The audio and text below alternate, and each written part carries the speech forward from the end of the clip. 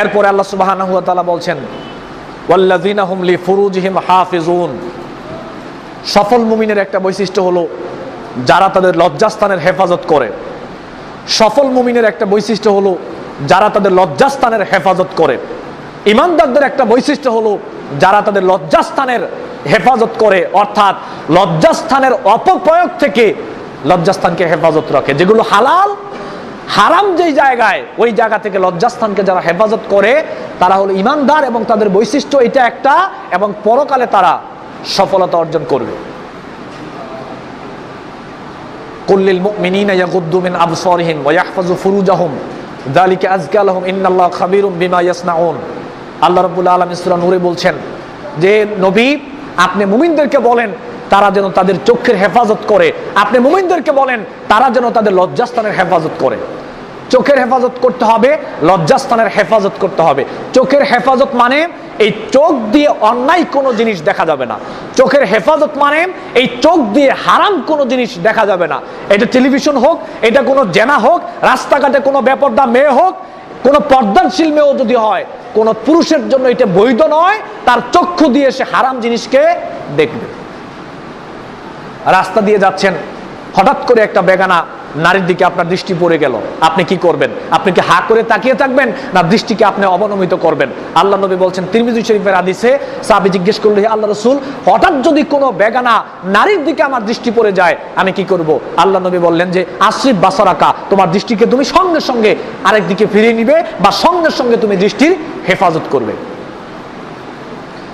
ছোট সময় শুনেছি, এখনো শুনি যে এক দৃষ্টি নারীর দিকে তাকানো জায়েজ, হোক হাসি তামাশা করে, ঠাট্টা করে, যেটা শুনেছি এখনো শুনি যে এক দৃষ্টি দেয়া তো জায়েজ।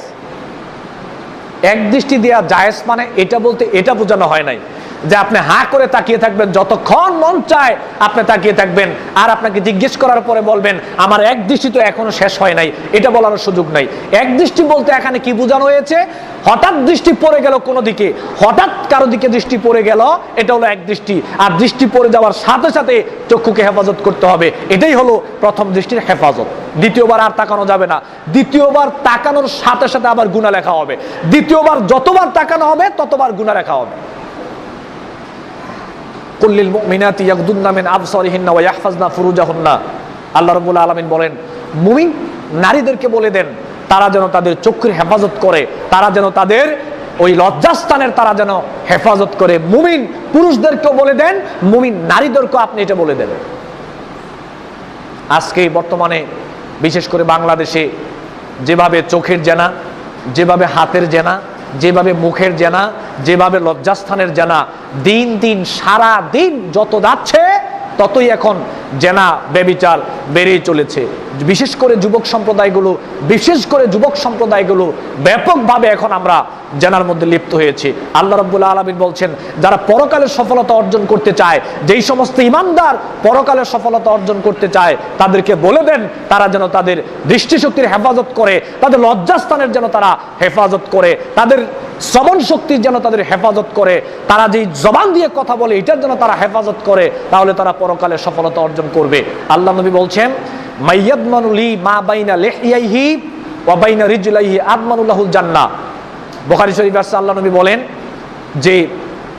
যে ব্যক্তি তার লজ্জাস্থানের এবং জবানের গ্যারান্টি আমি নবীকে দিবে, আমি আল্লাহর নবী বলছি, আমি ওই ব্যক্তিকে জান্নাতের গ্যারান্টি দেব। সুবহানাল্লাহ। তাহলে জান্নাতে যাওয়া যাবে যদি লজ্জাস্থানের হেফাজত করা হয়, লজ্জাস্থানের অপপ্রয়োগ যদি না হয়। যেখানে হালাল সেটা তো বটে, কিন্তু হারাম কোনো জায়গায় যদি লজ্জাস্থানের অপপ্রয়োগ কেউ করে তাহলে সে পরকালে সফলতা অর্জন করতে পারবে না। দৃষ্টিশক্তির যদি কেউ হেফাজত করে তাহলে সে পরকালে সফলতা অর্জন করতে পারবে। জবান শক্তির যদি কেউ হেফাজত করে পরকালে সফলতা অর্জন করতে পারবে। যে দৃষ্টিশক্তির হেফাজত করতে পারবে না পরকালে ক্ষতিগ্রস্ত হবে। আমরা যারা জবান শক্তির হেফাজত করতে পারবো না আমরা পরকালে ক্ষতিগ্রস্ত হব। লজ্জাস্থানের হেফাজত যদি আমরা না করতে পারি পরকালে সফল হতে পারবো না, ক্ষতিগ্রস্ত হতে হবে। সম্মানিত উপস্থিতি, বিশেষ করে আমি সবাইকে দৃষ্টি আকর্ষণ করে বলছি, যারাই বক্তব্য শুনছেন এবং বক্তব্য শুনবেন, আমাদের সবারই উচিত লজ্জাস্থানের হেফাজত করা, দৃষ্টিশক্তির হেফাজত করা, বিশেষভাবে আমাদেরকে জেনা থেকে বিরত থাকা। আল্লাহ রাব্বুল আলামিন আমাদের তৌফিক দান করুন, আমিন।